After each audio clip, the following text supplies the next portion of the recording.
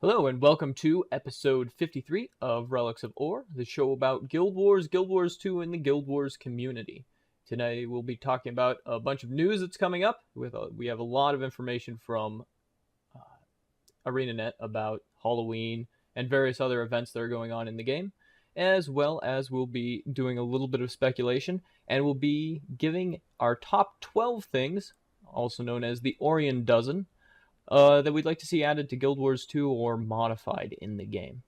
Joining me today is Cole. Yes, hello. And only Cole, which is why Yes, there's but no one else in the video.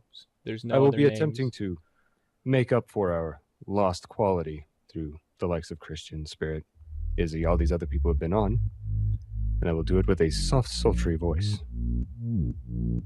No? There we go. I think we can work with that. So let's get this show on the road. Right on.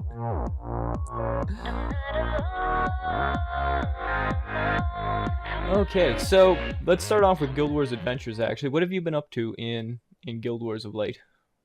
Mostly leveling up my alts, but I have been spending a little more time on my Guardian this week than the weeks before that, other than when I was leveling him. We've done a lot of explorables, and I think we did one or two with Izzy from last week, in fact. So that was a lot of fun. We did Honor of the Waves yesterday. Oh, And since we just moved to Shiver Peaks, we should mention that. The Northern Shiver Peaks, Relics of Ore is now on that server, so don't go to Emery Bay if you're looking for us anymore. But so when we got there, Pig was like real excited, and they're talking to us about, oh, you're in Honor of the Waves. We were just doing that. This boss is going to give you a lot of trouble. And by the end of it, we're like, so which boss was it? Because there were no wipes, no deaths. It was real, just straightforward. And Spirit's like, which one was it? And Pig, Notorious Pig, he chose that name in the game now. I love it. He's, trying to explain, maybe it was bugged and that's why it was easy for you. Spirit's like, maybe you suck. It was a good time. So we're dungeoning it up pretty hard, doing a little world versus world. We got a Northern Shiver Peaks, and it was amazing to see map chat full of, coordination. yeah, I know there's several people in our guild who are really excited now because they wanted to do World versus World on Emery Bay, but there just wasn't that overarching guild server organization. And because Relics is so small, as we talked about with Izzy, of course, it's hard for us to field. But now we can field us and Pig, which I think is going to be really advantageous for our WV dubs. But there's also just that aspect of when you say you go into World versus World and you see that there's like nothing going on in map chat, or at least nothing of value, just banter. Yeah. That makes a huge difference, because that's how it was on Emery Bay at the time. And I noticed like the culture on the whole on that server was a little bit that way. I'm not here to diss Emery Bay, but guilds were more isolated. They behaved that way. You get on Northern Shiver Peaks, and these people are talking about what treb we need to guard, and they're linking which waypoints to get to, or at least which area is being attacked, so you can go to the waypoint. There's waypoints. Which waypoint do I go to? Stupid. Yeah.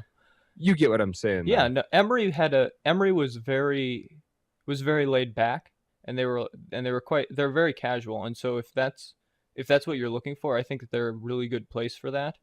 Yeah. But I think we have enough people in guild who wanted a little bit more hardcore, who played a lot and that sort of thing, that I think Northern Shiver Peaks is a better fit for us at this point. Yeah. So yep, that's been my week. You got Cool. anything special? Man, I've been doing nothing because, well, I've been leveling up my Elementalist slowly but surely. Max out her 2 crafting professions, trying to figure out how to make money in the auction house. Trading post, whatever you want to call it, which has been difficult because, as I've said before, I'm sort of mediocre at it. Yeah.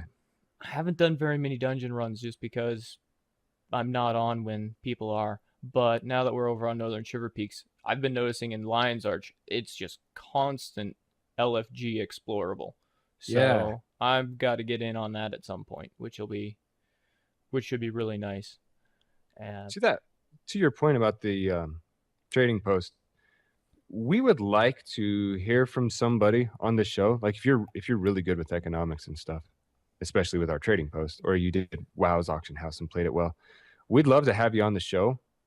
So anybody out there who feels they could fill that role, just try to get a good sound setup before you do it. Yeah. So we'll hopefully be looking for an economist at some point, or someone who knows the economy way better than I do, because I'm mediocre at best, Yeah. even though I like trying to play it. So yeah, so I haven't been doing too much in game aside from just sort of tinkering around. So I haven't had any crazy adventures with Shongaku or the like. But that's kind of how MMOs get. At some point, you sort of are in that maintain state if you're I busy with like work it. and stuff. Yeah. A lot of people are complaining about that. There's nothing to do. Actually, if you're looking to get addicted to an MMO and feel like you have to play all day, you probably chose the wrong one. Yeah. But if you're wanting something that you can just log on to, chat, have fun, go do something that you don't really need to do today, this is like the parents' MMO, pretty much. Yeah, and that is, I think, going to be advantageous to it because it really applies to the crowd that it's to its demographic. So I think Yeah. it'll pull in a lot of people from there. All right. Well, that's what we've been up to. If you'd like to share your stories, you can feel free to email us at relicsofwar@gmail.com. We'd love to hear from you. We're going to move on to the news now and discuss a bunch of interesting things that have been coming up. First off, we have the monthly achievement that we talked about last week. It isn't actually bugged. It's tied to the Halloween event. So when our good friend Mad King Thorn and company starts showing up around the 22nd of October, which is the Monday after Pink Day LA, which we'll talk about that in a little bit, we'll be hopefully able to unlock that achievement. And the Mad King Thorn, he's a funny character because you like him because you hate him so much. It's true. He's a terrible, terrible person. I mean, he's murdered, and when they killed it, and when he was so bad that he inspired all of the people, all of his servants, to overthrow him, skin him alive, and then just dump him in a grave. Essentially, he I didn't carved even. his face up, and Yeah, it was rough. So he's a pretty evil character. he The burned interest. one of his 8 wives at the stake. I think the guy deserved it. Oh yeah, no, the guy was definitely asking for it. And I like how the lore that they've developed around him is kind of interesting because he's one of the spirit lords, which is like a super powerful undead spirit type creature. Mm-hmm. And one of the other major ones is King Frozenwind. And I'm not sure if a lot of people know about that. In Guild Wars 1, there's this ice elemental in the underworld named King Frozenwind. He's actually named after one of the early community organizers for Guild Wars 1. Really? He was one of the leading RP people who set up RP events and a bunch of in-game contests and that sort of thing with his guild. And he was the leader of it. And he had a character named Frozenwind who, as they did the RP, he eventually became, lore-wise, essentially like one of the major domos to Grenth. And So ArenaNet was like, yeah, we're going to make that actual lore. you should posture yourself for having an awesome NPC like that. So you have like King Shungaku or something. Well, Shogaku is, to nerd out really quickly, technically a minor spirit lord at this point. He's 250 years old. Actually, he destroyed his kingdom in the storyline, so I'll have to finish writing that. People can learn more about this lore at TyrionStories.wordpress.com. Yes, but there's very little of it right now. I need to actually finish writing. Thank you for that plug. Yeah, you know it. Anyways, so that is the cool thing about Arena is they, like we've talked about before with their NPCs and everything, they will actually make major players in the community into parts of the lore, which is kind of cool. So Yeah, props to them. That's really awesome. Moving on. Although, go ahead. Although they really gotta, I really want to know, should my Sylvari be turning undead?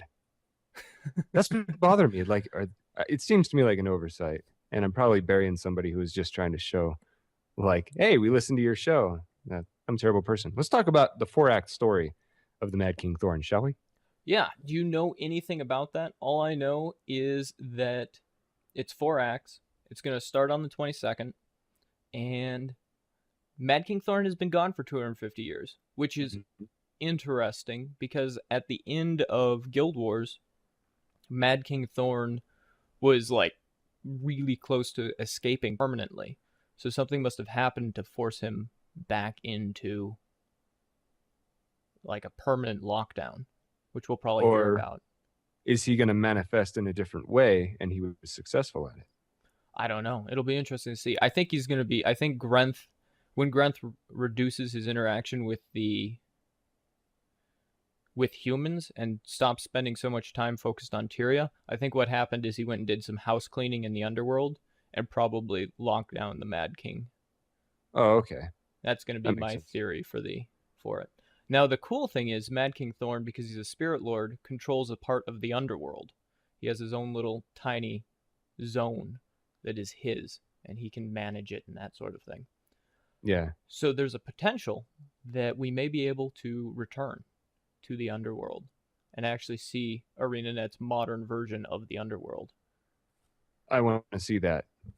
Obviously, we were talking about it the past couple shows, but elite areas like that, I'm all for it. Yeah. Well, and you've seen the Artaxes and all of those sorts of creatures, the underworld creatures that you saw in Guild Wars 1. The first time I saw one of those, and I saw the updated model for it, yeah, I'm kind of looking forward to seeing what they can do with the underworld now. Yeah, the problem is the first time I saw one was on a Guardian. So problem with Guardians is we're putting up so much blue stuff in our faces that a lot of times we don't even see the model of that which we're attacking. So unfortunately, I can't tell you what an ATAX looks like. I can look it up, I guess.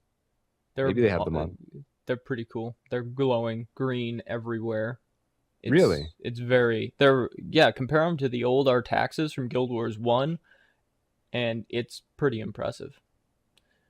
There is one odd thing that they do have in that they mentioned for the Halloween event, and that was the costume brawl is coming back, which is a Guild Wars 1 classic thing where you would go in and you would fight each other in different costumes and get new skills and that sort of thing. They said that the costumes will be available on the gem shop so that you can participate in the costume brawl. Oh, they phrased it like that? Yes. Now, I think that they're probably going to have some base costumes, maybe like 3 or 4 base costumes that you can pick to play as, and then have a bunch more that you can buy.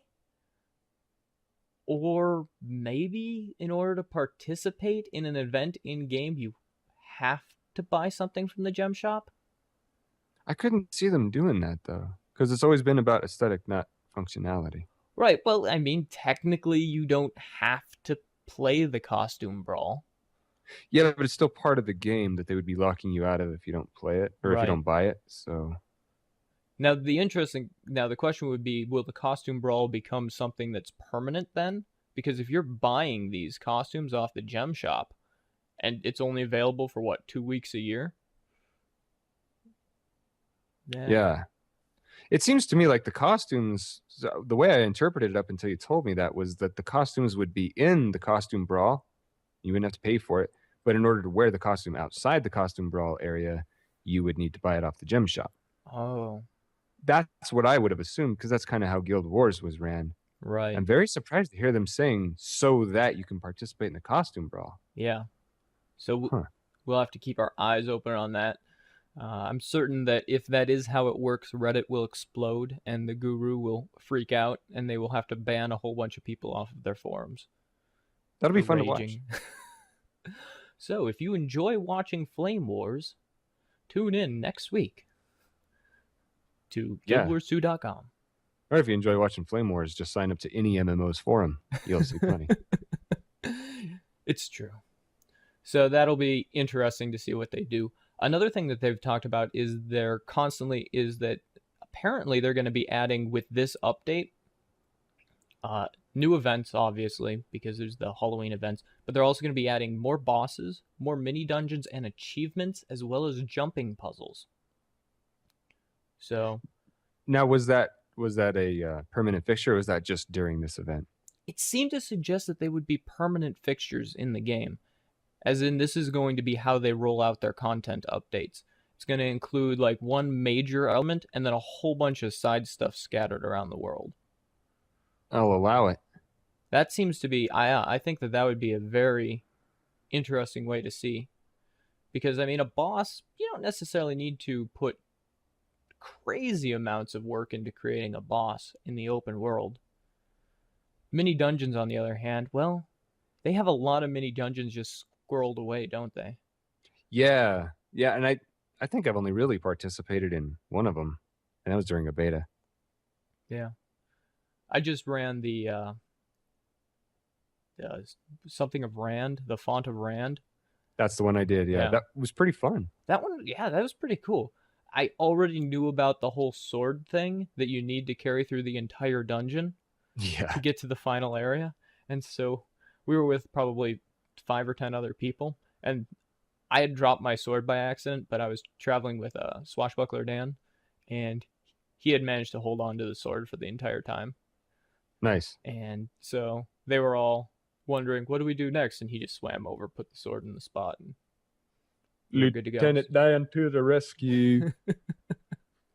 Yeah, as far as the world bosses, as you mentioned, I'm hoping that soon enough we'll begin to see some world bosses with a little more mobility. I'm seeing a lot of requests for that, and I don't know if that's really possible, but it would be a good upgrade. Well, the depends on what kind of world boss. If you're looking at the dragons, at more dragons, that's going to be really tough to do, I think. Yes. Just because of how the area zones are designed. But giants, giants, I think count as world bosses, to be honest, because they Yeah. are rough and they're pretty mobile. Yeah, stuff like the Giants, where it's not quite this huge, enormous thing, but there's still something that's the tells Yeah, are obvious because of its size, for its big attacks and stuff. yeah, And and it won't get buried in particle effects. yeah, so something that actually, it moves around the area. It's not like you can just do a great sword leap and get back up to him. But he goes like way the hell over there, and you have to be ready for that and deal with it. That kind of, or maybe it'd go away so that it can swoop in and do another attack, and everybody has to be ready for that, or it's a one shot, that kind of stuff. Everybody wants one shots. It would be That's kind what of I hear. yes, we love getting one shotted. It's the best feeling ever. Yeah, Oh no. It would be kind of cool though if you actually could fight dragons flying. Like if they flew around a zone and you could actually shoot at them with your magic and various other abilities. That would be kind of cool. Uh, yeah, I think they need to work on their turret technology to make that really work well, because the turrets right now are a little bit rough. yeah. TF2 has more intelligent turrets at the Yeah. moment. Well, I'm thinking of like in the final mission where you man turrets and those sorts of things. Oh, I got you. The actual, I guess not engineer turrets, but actual uh, established like Vehicle type. yeah the environmental weapon turrets. Because if they can get those working well, I can see that being a very interesting gameplay type. But Yeah. we'll have to wait and see.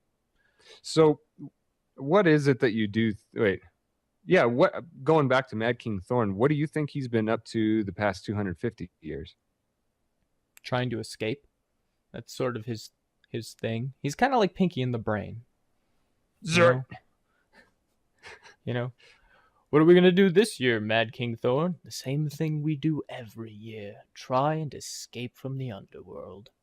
Do you think it has anything to do with Palawa Joko though? I don't think we'll be seeing his that'd be cool. Oh, Because I you was think that thinking, maybe Puala Joko got because he took over. Go ahead. yeah. I mean, because Palawa Joko was freed right at the end of Nightfall. You can kind of see how he would have room to be a key player in the changing of a lot of stuff. And as from what I read about the Mad King Thorn, he actually had a lot of interaction with Palawa Joko himself. So there may be an interaction there. It might be what makes the Mad King Thorn have a completely different nature to how he deals with the world or something. Also, I was wondering is if he's going to have that jack o' lantern head again or not. I mean, it was funny and all, but I kind of wonder if they're not going to try to be a little more serious with him now. I think he's got it still. There's Oh, okay. if you go to the webpage where they detail everything that's going on, you can see that silhouette shadow at the top, and it's the glowing eyes out of sort of this pumpkin shaped head shadow. Oh, okay. So Okay. probably he'll have it. I mean, that's kind of a thing about him, though. I think he That's would. true. I mean, they did behead him, and so he just was like, "I'm going to take this pumpkin and stick it on my head." And so it's funny, but yet it's actually pretty dark Yeah, it's why he especially has when it. you understand why he did it. Yeah. So, and your point about Puala Joko is interesting. It could be that lore-wise, Pawala Joko banished him because Pawala Joko controls all of Ilona. He's a super Yeah. powerful lich, which means he definitely has control over necromantic forces. And I'm assuming he's probably got a lot of ritualist ability, which is a non-god based magic. And Hmm. so he could, and ritualists are all about controlling spirits. And so he could totally, considering how powerful he is, he could probably banish a spirit lord for 250 years. That makes me wonder. He's gonna play some sort of a massive role in Guild Wars 2, obviously, Which, especially when we get to Alona.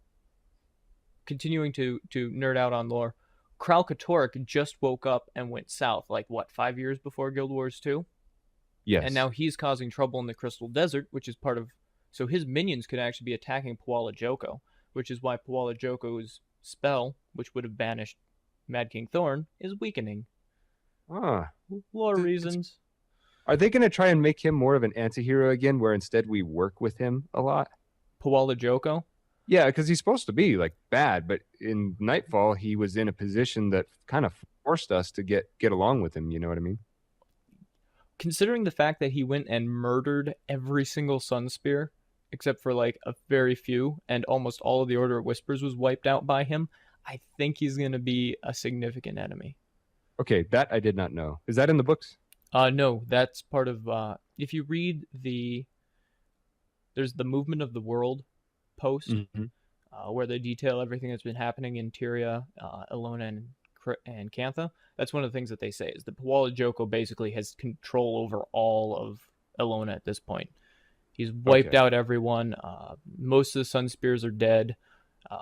Any human that is actually still alive is essentially a slave. So Okay. when we go there, it's going to be probably pretty rough. I read once that his voice is supposed to sound like when they made him, they kind of had Christopher Walken in mind. Did you ever read Nice. that? I did not, but I could kind of see that.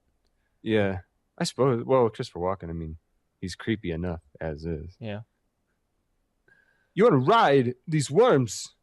I'll teach you Jananda Siege. Okay, I'm done with that. Thank you.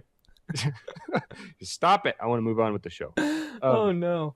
Yeah, Uh so yeah, that'll be um, interesting. We do finishing off the news section. Pink Day LA is coming up next week, which is pretty significant. You want to talk a little bit about that? yeah, so Pink Day in LA, I found that people outside of Guild Wars seem to be made less aware of this, although I have seen WoW players talk about it a little bit. But what it is it's this huge, it's the Gaming World Entertainment Network, I believe is what Gwen stands for. Yes. Yeah, so don't confuse that with Guild Wars Eye of the North. And what they did was they created a website.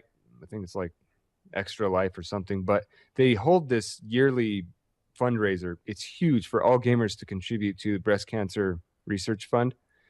And what they did in Guild Wars was people would just conglomerate in Lion's Arch, all the different districts. There would be a lot of key communities that were hosting it, and you would tune into Gwen's actual radio station. They would kind of talk about events that were going on, things of this nature. So they're bringing that whole thing back into Guild Wars 2 now. So, and it's going to be in both games. And so if you want to participate in something this is not paltry at all. These guys raise a lot of money when they do this. So it's a Yeah. good representation of gamers. It's great. We were going to host something on Emery Bay for it. We went to some of their websites for the server and their communities, and there was pretty much no interest at all. Not even interest. So I was We essentially weren't able to field enough volunteers for Emery Bay. Fortunately, Northern Shiver Peaks does have enough volunteers, so there will be a bunch of events there. So if you want to, if your server isn't doing something, feel free to pop over to Northern Shiver Peaks, transfer for a day, hang out with Relics of Ore and Pig and all the other people that'll be organizing that. It's a pretty cool event. We'll all be there, and what a lot of people will do is they'll dye their stuff pink, which in Guild Wars 2 is going to be a lot easier to do. Yes. You just pink it up, man, and you get to, I don't know if we're like going to go underwater and chill out in Lion's Arch or what, where the old Lion's Arch is. That'd be pretty sweet. I'll get around that thing that we used to hang out at. Underwater conga line around the old fountain. Yeah, the fountain. So that's where we used to meet up. Be pretty We'll have sweet to to see set that that again. up. We'll get that Yeah. organized. We'll talk to Pig. We'll try and get like 100 people or something all dyed pink around the around that. And if you don't have the ability to, or you're just not the wherewithal to go to another server to do this, just if you can, dye yourself super pink that day. And if anybody asks you about it, which there's enough people that do that anyway to be funny right now, I don't think anyone will. But say they do, then it's a conversation piece. Oh yeah, if you go to, Guild Wars Entertainment Network, Gaming World Entertainment Network. Gaming World. They're actually doing it in not just Guild Wars anymore. They've expanded to Guild Wars 2, obviously. I believe they're doing some stuff in Rift, and there's one or two other games that they're actually going to be hosting events in, which is pretty cool. Nice. Yeah, so Relics of War, we've definitely got their backs. You can also tune into siradio.fm because I believe they are also highly supportive of them. Yep. To Also hear known more. as Split Infinity Radio. Yes. Yep. That's a pretty good internet radio site. Yeah, and our old friend Tasha, who hopefully we'll be seeing more of soon. Also, she DJs there. People don't know that. I mean, anybody that knows who Tasha is probably already knew that she was there. But just in case there's some confluence of lack of understanding and understanding combined, what am I talking about? I don't know. But now they know, which is probably, a quarter of the battle. Maybe half. Anyways, yo, Joe. All right, we're going to move on to Speculator's Corner next, but first we're going to take a short break.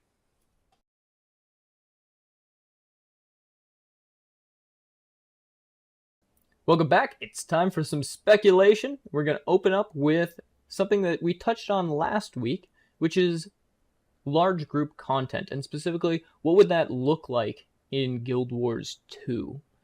So, Cole, if they were going to introduce, you could call it raiding, or you could say elite zones, or something like that, how do you think that could be implemented to best serve the needs of the Guild Wars 2 community?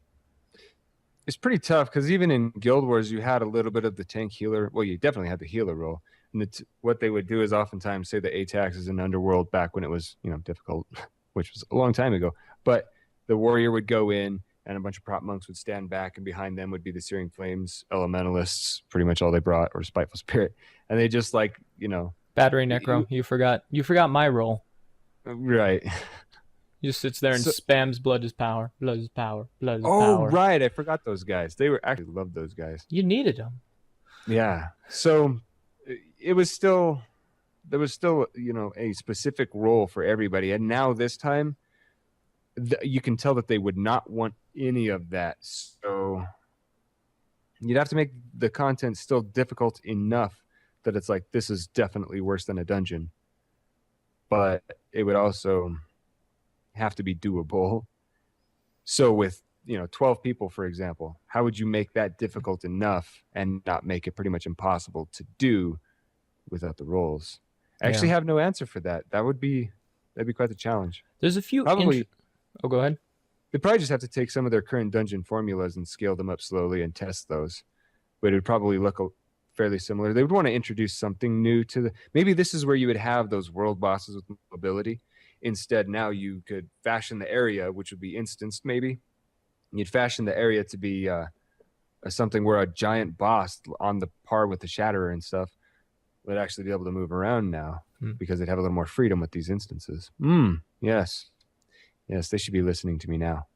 Yeah, that's a good idea. I was thinking along the lines similar to that of creating these large scale instances, almost entire zones that you could get a group of people from your guild together and go and progressively clear through. Like maybe there's a capture point that once you capture it, it clears out all the annoying spawns beforehand. And, you take maybe a week to work your way through it.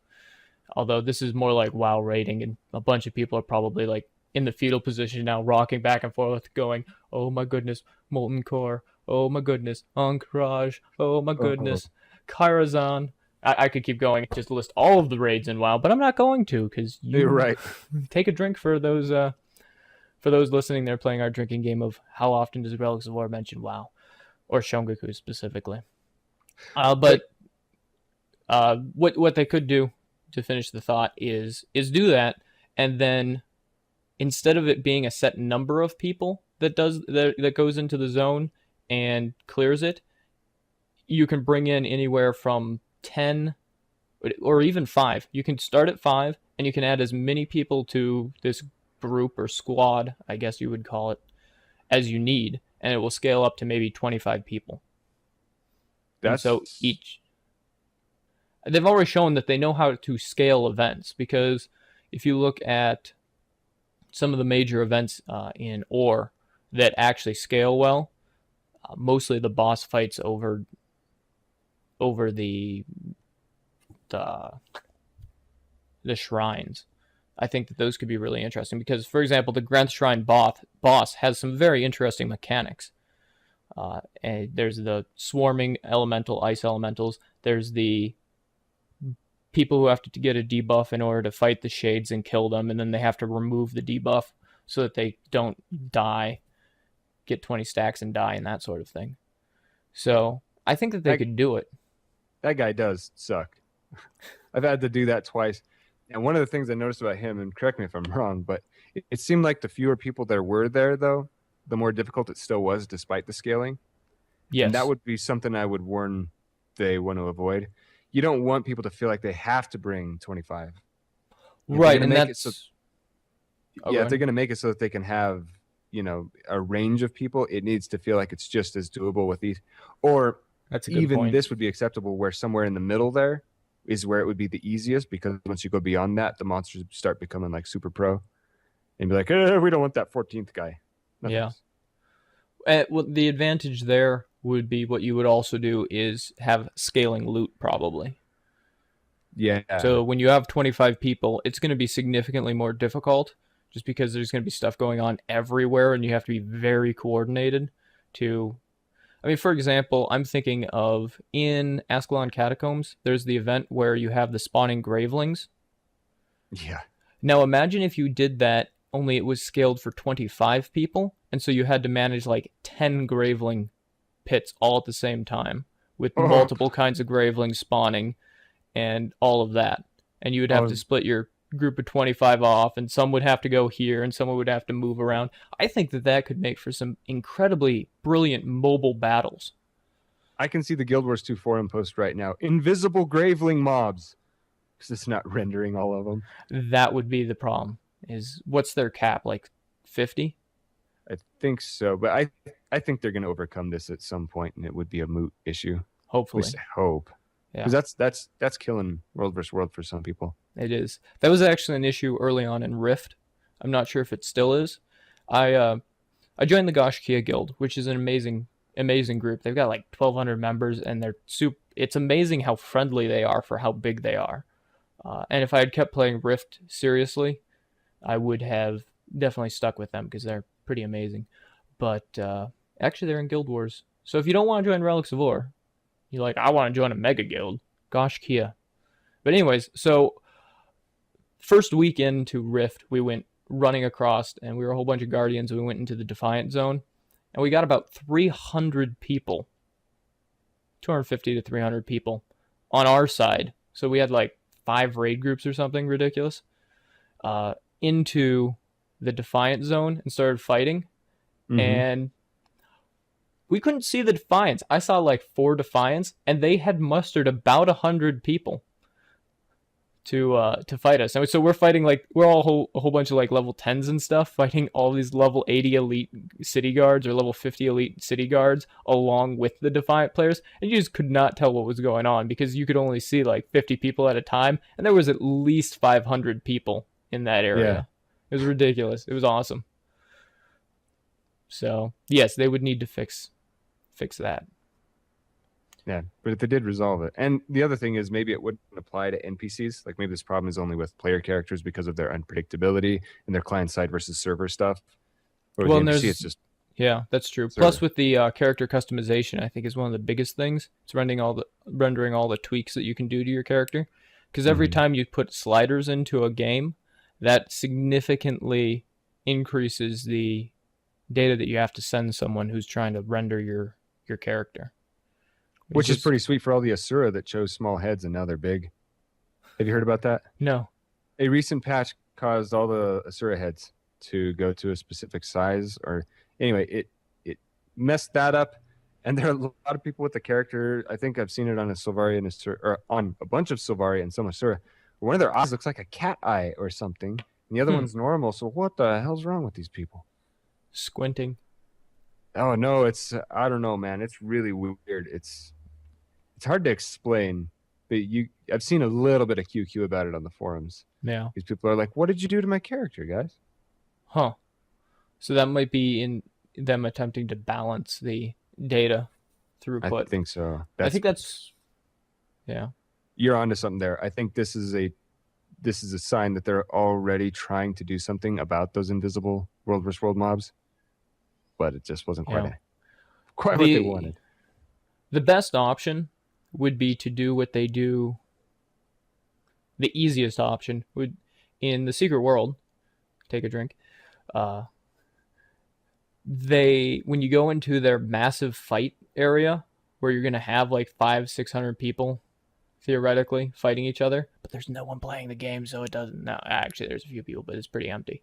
Anyways, what they do is based on your role, tank, healer, or DPS, they give you a specific costume that makes you look like this. And so, because all of the characters have the same base size and model and body type, you can't customize that.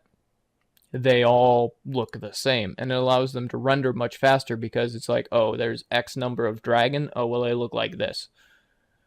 And so it makes it a lot easier. There's a lot less data that gets thrown through. So if Guild Wars did something like that, where there was a caster appearance and a tank appearance and basically set armor that completely covered your character so that none of your features were visible, none of your custom features were visible, I think that would probably work. And in World versus World, you're not really trying to be like, oh, check me out, I look so awesome. It's more, Yeah, no there's one's no paying chance attention. because you're going to disappear into a cloud of particle effects when the enemy are like, oh yeah, that guy does look awesome. Let's nuke the living daylights out of him.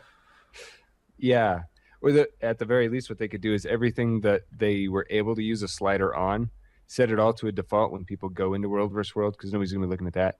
Still have the same hairstyle and all that. That I don't know if that would help a lot, but let's say Yeah. it does.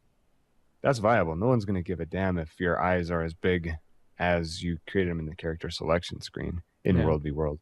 Yeah. So yeah, they have a few different options. I think they're gonna have to figure out which one works best with which will result in the least amount of rage. Yeah, So actually that could be interesting. If they start developing squads a little bit more than they currently have, you could have like ranks appearances. So the commander looks like this person so that everyone knows to attack him, so that there's this added danger of being a commander. You don't just have this big blue dot over your head. You've got everyone saying, oh wow, that guy looks like a glowing pillar of light. We should probably kill him. put a big target on his head. Yeah. Control target. Yeah. Cool. So yeah, I'm thinking the raids would probably look fairly similar to a dungeon group itself. Another thing they would have to deal with, though, by the time you had, say, more than 14 people, the particle effects again would begin to pose problems. So I'd recommend that their bosses and stuff be big enough that you can see their tails. The outline helps, but sometimes it's just this amorphous blob, and you're like, I don't know what that's doing. And then, oh, I'm dead. So sweet. I totally got hosed there. Yeah, I think the best option for very large raids would have one boss that maybe is designed for 10 people and then just start swarming ads in, so that what happens is it becomes less of a, oh, we're all on one boss, and it's more like there's a small group on the boss and then there's another group that has to deal with these ads, or maybe there's multiple bosses, so you have to split the group and that sort of thing. Yeah, that would be cool. That would probably be your best way to control the particle effects. Although, who knows? I'm not a game developer. I'm reading that's a little bit smarter at this usually than me. So yeah, I think if they're listening to this, they're like, you guys just don't understand. Yeah. But speaking of big mobs that look impressive, we're about to give you spoilers, people. So you should probably, you can skip this section if you to the next section. We But have anyways, no idea where you should go to in the video, but just yeah, we'll figure that out eventually. But we've got spoilers because there is something in ore that is fairly significant lore wise. So I've said spoilers enough. Basically, there's a Giganticus lupicius or lupiscius or I think it's Giganticus lupicus. lupicus. Okay, I'll take Yeah. that. It did look kind of wolf-like, didn't it? I think that is where it came from. It kind of seemed almost like a throwback to some Egyptian stuff too. It did. When I was looking at him, I did have a moment where I was like, "Wait, am I invading Encourage? What's going on?" yeah, I know I thought of that too, and I wasn't even a vanilla WoW player. I just went in there to farm some goofy stuff. That said, the Giganticus was visually impressive and pretty hardcore. That was an amazing fight. If you get Ghosts of Ascalon, which I have not read, Lacey just bought it like 2 or 3 days ago, but I snuck a peek at the first couple pages. It starts off first thing is like 2800 BE.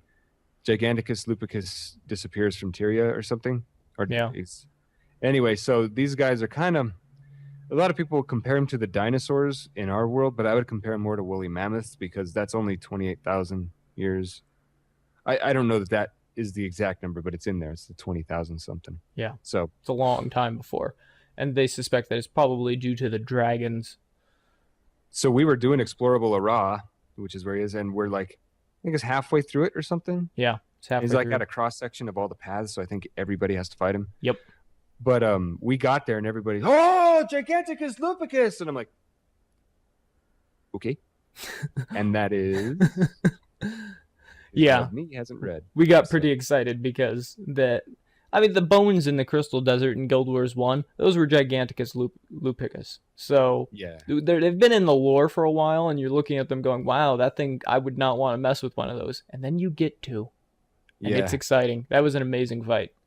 And he's really jacked up looking. So I imagine he's undead. Yes, he's a risen. Yeah. He's a risen Giganticus lupicus. So there's none alive as far as we know. They pretty much all died. Now that does bring up the question. So if they did get wiped out by the dragons, which there seems to be some lore suggesting that, there's some hints. It was a pretty rough fight. I could almost imagine one of those taking on a dragon. Or maybe 10 of them taking on a dragon themselves. Yeah. So the question is, was there a giant war on Tyria where it was maybe Giganticus lupicus, their entire species, versus maybe, a few thousand dragons that showed up? Are you leading into the possibility that we won't need machines to fight some future dragons, but instead we will have some assistance? That would be amazing if they show up to fight alongside us, because that guy was hardcore. Oh, yeah, I had to go to bed. I couldn't even finish him. We did so many attempts at him, and apparently Borks from Pig showed up and... Oh my goodness. Yeah. I think he would make most Guardians look like a noob. The guy would not die. It was incredible. I want to try it again because I've redone my spec now. I've gone with the Immortal Guardian spec. That one, I was like, my spirit weapons don't die or don't disappear when I use the... It's like, it's not helping. Yeah. Spirit weapons are awesome for leveling and stuff, but when you're in there to be the, face punching Guardian, the one who gets slapped around for everybody else's sake, then that's not terribly helpful what I had there. So, like I said, we did Honor of the Waves last night, and I felt 10 times more survivable. Nice. So I want to see that again. I also want to play with Bork sometimes so I can just see exactly how awesome he really is. But yeah, it was a rough fight, and I think the problem had more to do with if you have any latency or lag, this dude's going to be tough because you have to evade at the right time. Yeah. Or it gets real nasty. There's a lot of timing. We had to bring res signets. Almost Lacey and I both had those. And that kept us alive quite a bit. Although sometimes we double stack them, and it's like a minute and a half recharge. Oh, so rough. Calling for Mumble. And you're like, I got it, and you're both pressing the button at the same time. Yeah. Oh, shit. Yep. Oh, well. We got one person up guaranteed. What's really lame is when you miss, like you're trying to res 2 people, and so you throw it from like just at the edge of your range, but it lands between both of them. Yeah. Now, if there are 2 people that are both in the down state, and let's say they're both in the same spot, and you cast that, do they both get up or just one? It's up to 3 people. Oh, I wonder if that's just the Necromancer one. It's the Necro one. Each one is different. Okay, the Guardian one I think only gets one person, Yeah, but while it's active, it increases your healing. So right. Well, see, good. and there's and the Necro one is it just gives you like 1% life force. No, it's like 0.3% life force or something per second. It's kind of pitiful. Okay, but yeah, So this fight was pretty cool. I wish I had seen that part of the lore before I saw this dude, because then it would have been part of the geek out. But Lacey and I kind of just turn and look at each other and like, what's up? You know anything about this? Nope. Okay. But now that Lacey has the books, I am probably going to read these. So hopefully I will be more informed. there you go. Also, you can. The Guild Wars wiki is amazing for lore. Yeah, I used to read the Guild Wars wiki a lot. Like I work in CAD, so a lot of times I'd pull up this program called Speakonia and I'd copy a whole article and just have it read it to me. And that was pretty nice. It was like having Stephen Hawking tell me about Guild Wars. Except for when it got to the citation stuff, it'd be like left square bracket 1, right square bracket, Giganticus lupicus, blah, blah, blah. Like this. Gonna develop some sort of a epilepsy or something out of this. Actually, that would not give you epilepsy. No, probably not. Attention dystrophy. I don't know what I'm saying. Right. Oh, So we talked about this previously, and I speculated on the Largos. yes, for playable races. I saw a graph. This was actually on the Emery Bay community forum. Some guy was talking about this. He made a cool graph, and I can't go back to this or link you to it because I don't think I'm allowed on that site now that I'm not with Emery Bay. They talk about their world versus world strategies. But in that graph, what he did was he brought up some of the most brought up races that people want to be. And he took all the factors that would go into making races playable, like are both genders available? Do they have the right animations and all this stuff? And it seems like the Tengu and the Largos actually both ousted the rest by a large margin. So I think that one of those two, like a lot of people say, well, the Largos don't have enough of a lore. Actually, they were scared out of the depths by something. For the same reason the Quaggan are appearing so much Bubbles. more. Yeah, they've been driven, and it's probably bubbles. Yeah. So actually, there is a lot of reason why this could be what gets us to Cantha. On the way there, there's something in the water. And if there's like a whole underwater campaign coming up, these would be the guys. Now, the only question is, if they come above water, do they need that thing on their face or not? That's still a pretty good question. Is it a rebreather or is it just like a combat thing? Don't know. Yeah. I'm thinking it's a rebreather. I think they breathe underwater. So that'd be kind of hilarious. Is they have the reverse when all the players go underwater, they get the rebreather on. When they come out of the water, they get their rebreather put on. Yeah. And when they die above ground, they have to get to water in order to, because they're drowning. Now, if they do become a playable race, you'll notice that Saya Al-Rajid, or whatever her name is, yeah, she wields 2 great swords. Sure looks to me that way anyway.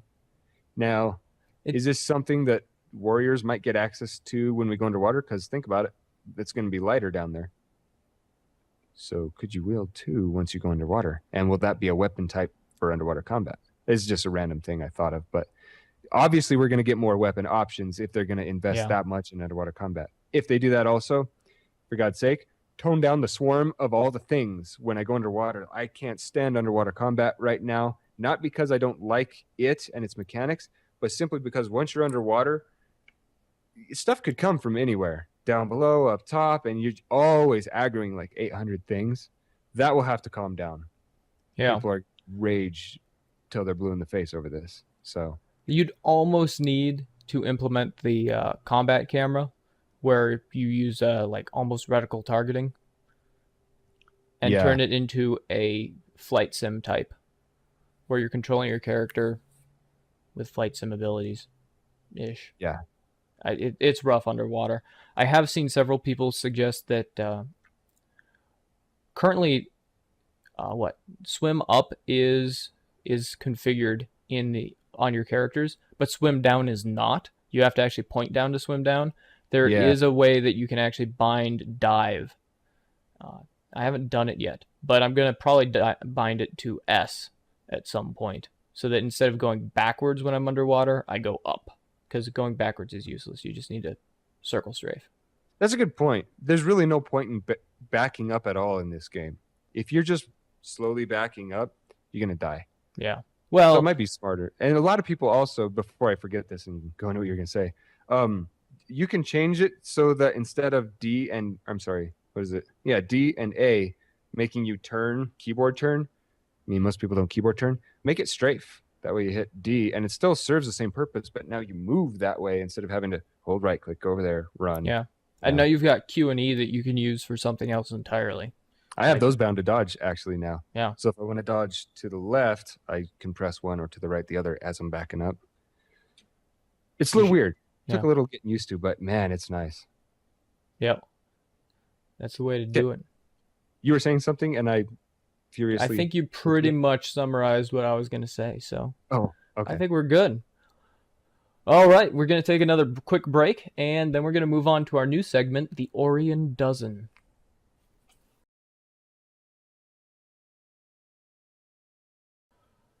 All right. Welcome back to the Orion Dozen, or as Cole likes to say, The Orion Dozen. which sounds But way first- cooler. You might want to shower. If you don't get that reference, go and watch some of the earlier episodes of Relics of War, or actually listen to, because they were audio type and they had some amazing intros to their various segments. Fun fact: watching means that you are both looking and listening. So if you'd like to look at the bar Yeah, while listening, you could watch Relics of War. not recommended, but Yeah, kind of boring, but you want to be like driving or because watching bars go across lines or just. Or there's just that classic radio sense though. So if you're old enough to remember when the entire family would gather around the radio and listen to it, you could set that up and listen to Relics of War. yes. We'll even do it in that voice now. Team up! Get government bonds to fight the undead horde. And you know where those government bonds come from? The trading post. Yes. Although there are some hilarious there's a hilarious post on Guild Wars 2, their forums, where it's basically just people saying where they think that the 15% tax on the trading post goes in Guild Wars, because there's all that gold that they're just pulling out of the economy as sort of a gold sink.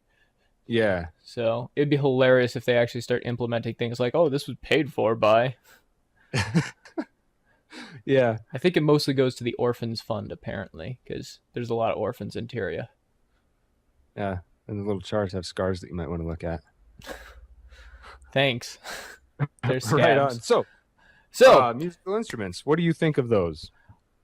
Yeah, what to explain what he's talking about. Basically, the Orion Dozen is going to be our sort of a top 12 of things that we'd like of various things in Guild Wars 2, from things that we would like to see to things that are already in there that we really like, to our top 12, dynamic events. It'll vary over time, and we'll put it in as things come up. One of the big things that's been going on in the blogosphere for Guild Wars 2 of late is having basically things that they'd like to see, or their wish list for Guild Wars 2. So I figured, you know what? We'll start the Orion Dozen with our wish list for Guild Wars 2. Now it's been out for 2 months. And the first one I listed was musical instruments, or more of them. Currently there's the organs in game, and they're pretty cool because you can actually play music on them. There's 2 of them, I believe. Although I think there's one in Aquagan Town, in Caledon Forest, I think. And then there's one in Ebonhawk.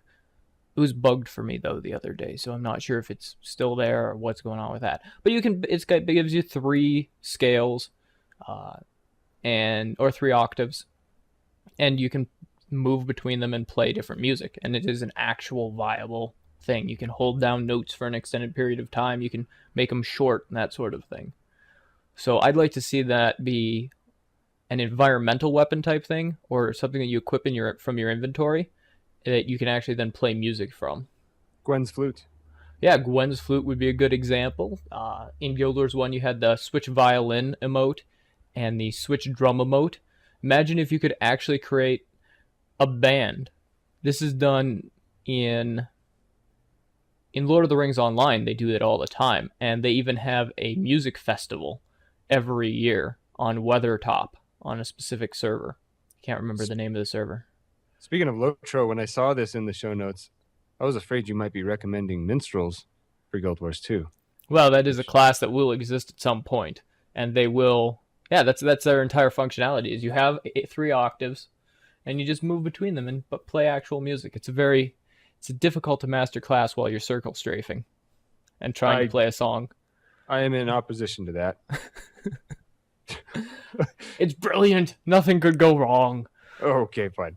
So, but I'd like to see that. The only thing is, what you would have is they'd almost need a macro system for those instruments in game. So you could program in music because not everyone's great at it, but they may like playing music. So imagine if they had an in-game system where you equip the weapon or equip the instrument, and then you can say, "Well, I want to play this and this," and maybe you get like a 3 minutes that you can lay out in maybe like a page or two of sheet music in game that you set, and then your character plays through it. I think that that'd be very cool. I'm not sure if it's necessarily worth the amount of development time. That's just where I was going to go with it. Is I probably wouldn't do it myself, and I wonder how many people would. But Imagine live bands in the middle of Lion's Arch, though, as you're walking by. Think of what that could add. Although then if you let people customize, now all of a sudden you're walking through and there's like a Linkin Park cover going on. You're like, wait, what? Metallica? Relics of War will be over here. Yeah, we're ZZ and the Four Tops. Yeah. Well, we could actually get our rap group together of Big Z and Crystal Perp and company. Oh, fresh. Ain't that yes? I don't do that very well, do I? I have no idea where you were going with that. Oh, okay. None at all. Well, hopefully someone will laugh at that. Probably not, though. Oh. So yeah, number 2 on the list.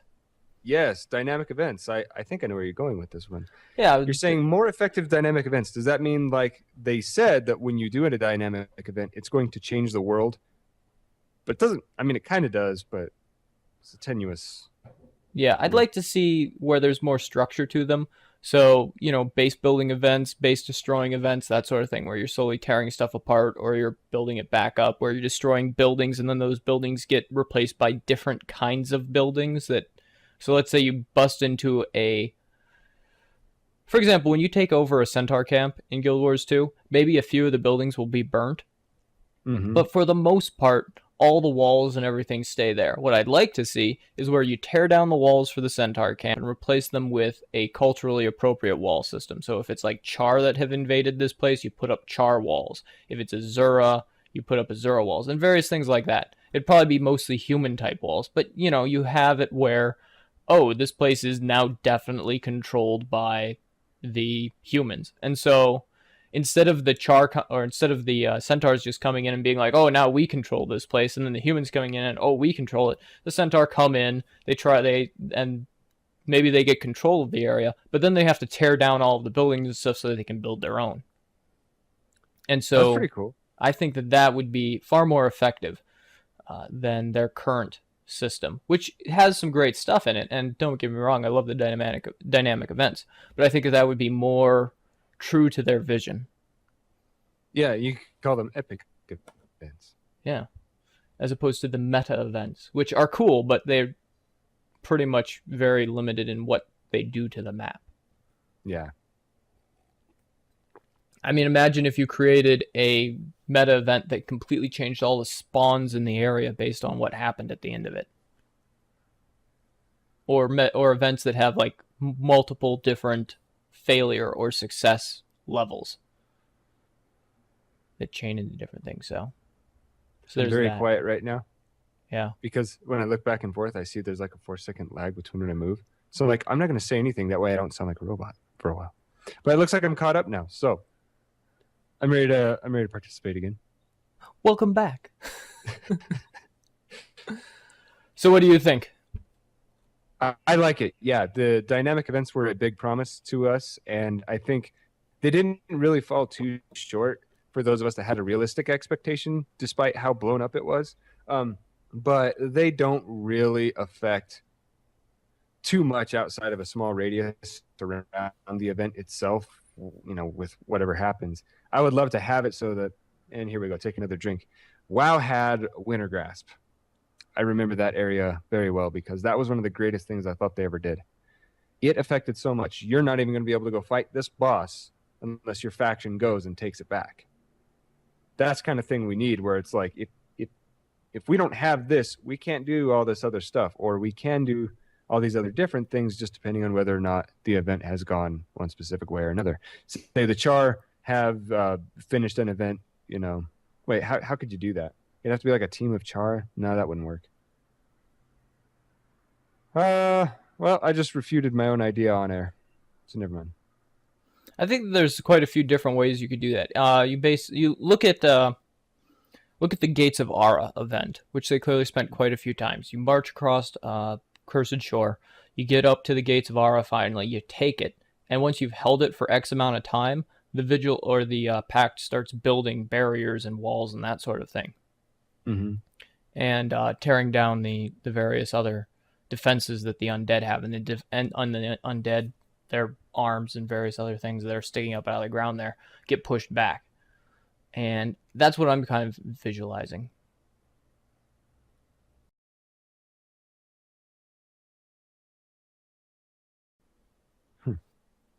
Okay, well, let's wrap this up really quick then, in list form.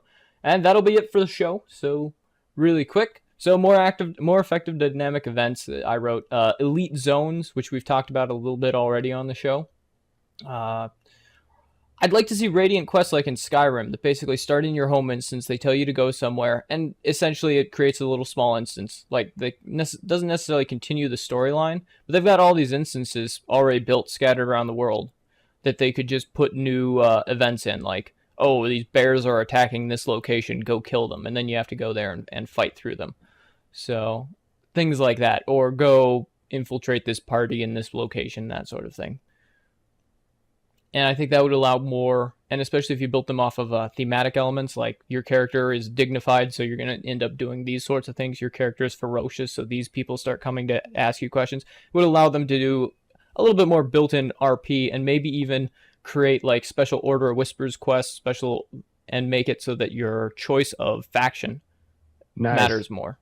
I think that would be really, really interesting, and I think that it would give, especially if you created like maybe a stable of 40 different kinds of quests, and then just created the spawns in all of those areas, in all of the instances that they've made for the personal story, you could definitely create a lot of varied options for what can happen. Yeah, if that makes sense. Now you've got a bunch on your part of the list, so go ahead and walk us through them. Okay, the saving of builds for easy reapplication. So when you wipe your traits and skills and all that, rather than plus, add the new skill, so on, just load this up, boom, done. It's like in Guild Wars. Another thing I've seen a lot of requests for is weapon swap when out of combat for elementalists. Clearly we can't have them swapping between weapons, because then they would just have insane amounts of options. Duh, chumps. Having 2 or 3 specs that you can switch between at no cost, kind of like the Souls and Rift. Some people also always say dual spec, but I'm trying to stay away from that. Now that one's tentative because, hey, that might script the balance of the game. Fine. But I would love it. I don't really see how it would cause too much overpoweredness on anybody's part. You can still leave the instance, go respec, and come back into the dungeon. So it's kind of like, why make us, go to the Heart of the Mist, then to Lion's Arch with all these loading screens? Just let us go to Lion's Arch for free. Come on, man. Yes. Having 2 or 3 specs, you like that? Town clothes stay on even when taking damage for jumping puzzles. I can't tell you how many times I didn't want to take gear damage because there was big risk in the jumping puzzle that I was in. So I put on my town clothes, and I just fall a little too far, or maybe it's even part of the jumping puzzle where you have to fall a decent amount. Boom, you hit, and suddenly you're in your normal gear. It's like, what is the point in this? Just so I can stand in Lion's Arch and look different? Lame. Yeah, What's up? On that, I mean, really, all they have to do is disable town clothes in PvP and in World versus World, and all of a sudden, the entire problem of having town clothes. Who cares if someone goes into a dungeon wearing their town clothes as a guardian? I mean, maybe if you're pugging, the guy could try and troll you, but you just require everyone to take their town clothes off when you're running a dungeon and be in their gear. And I don't see what they accomplish by their current system. Yeah. It makes no sense to me either. Yeah. Something else I see people ask for a lot: jumping with all tonics. Oh my goodness, that'd be amazing. Yeah, like right now, there's some that work. Like I was a Kodan the other day, and I was able to jump with that. But then when you go to be one of those weird like raptor bird things that are feathered, and I give them kudos for that. You feathered your dinosaurs. But yeah, this isn't Guild Wars 1. Let us jump. Well, imagine what you could do. I would love to do like costume jumping puzzles. That'd be amazing. Oh, dude. Oh, man. Tonic jumping puzzles. Please give us this now. Do it. Yeah, I mean, well, I mean, as long as we get jumping with tonics, you can just do guild runs and various group runs and then record it and be like, look, we all look like this. We're a whole bunch of quaggins doing jumping puzzles. Quaggon. That'd be amazing. So, yeah, I always want to say that, and I apologize. I have a cousin named Craig, and when we were in high school, we'd always call him Craig. We'd say it like that. So now I hear the word quaggin. I'm going to say it like that from now on, going forward. Quaggin. Okay. There you go. You know, that actually sounds oddly appropriate for the quaggin, too. Doesn't it? Ooh, quaggin. Boo. We also need an in-game calendar system so they can arrange guild events. Yes. I can't, man. We'll make forums. Yeah. People visit your forums all the time. No, they don't. We need guild capes and guild halls, please. But if we can't have that, then the last item we definitely want back, and that's alliances. I love the fact that we can have multiple guilds and all that, but there are still so many problems introduced by that, in that, like, for example, we have half of our guild usually represents pig, half of us usually represent relics. And to balance that, people sometimes switch between the two and all that, but the real problem is coordination. You got to keep swapping between the guilds to talk to each other and all that. Man, if we had just an alliance chat, that would do a world of good. Yeah. But or even just a custom chat channel. Or that, yeah. But if we had actual alliances, it'd be pretty cool to have stuff you could buy with influence in those as well. Ooh, and when they introduce guild halls in the big floating city in the mist where everything's constantly moving, cough, that's not going to happen, but I wish. You could stick the guild halls next to each other. I'm all about that. Alliance cities, my friends. Yeah. It's a thing that should happen. So, yeah, I mean, alliances were something the Guild Wars did right. And yeah. People loved it. And here we are in Guild Wars 2 and it's not there. It's like, why? What is the drawback? I don't understand. So we have to get to Cantha to unlock alliances, just like in Guild Wars 1. Really? Yeah. They didn't have alliances before factions? Nope. Oh, that's news to me. I started in factions, so I wouldn't know. Factions, baby. I am a factions baby. Uninstall noob. That's it. Right. No, nothing from the mail. Because you people don't mail us. Yeah, and if this show's audio is good enough, and I'm hoping it is, then welcome back to those of you who haven't listened or seen our show since the last time. But yeah, we're getting no mail. We used to get it all the time. So please, relicsofwar@gmail.com. Send us in your feedback. We'll read it right here on the show. We might poke fun at you. Where are you, Tom Cools? I loved your name, and I liked saying it. So also, feel free to throw it in the comment section of the YouTube video. That's even easier. You don't even have to open up your email client and remember, relicsofwar@gmail. You just type something in. You can ask a quick question, one sentence. We'd love to answer questions. And people expect less of YouTube comments too, so you don't have to worry about high expectations. Yeah, I mean, if you spelled terrible, you can throw it in the YouTube comment, and we'll be like, "Oh, that's just someone on YouTube. It's cool." Yeah, you guys, YouTube good. So there we go. Now we've insulted all of our YouTube viewership. Awesome. Love you guys. I try. Oh, all right. Well, that is all for Relics of War this week. We hope you will join us next week as we are hopefully shaping up to do a special episode that will correspond with Pink Day LA, and we'll reveal more about that throughout the week. So, have a good one. Goodbye.